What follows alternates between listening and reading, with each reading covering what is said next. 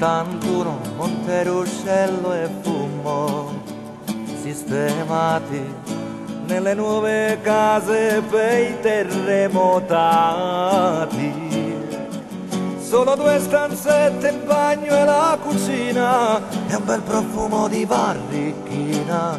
La signora di sopra che ogni giorno scotoliava giù il mesale con le scorze di pane sporche di ragù.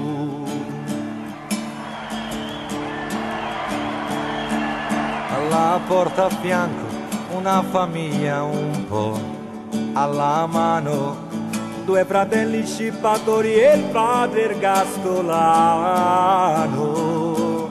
L'ascensore bloccata sempre al 3° piano, sul pianerottolo c'era un divano dove Sansone, il chihuahua del portiere giù, ogni notte ci pisciava e ci faceva la popò.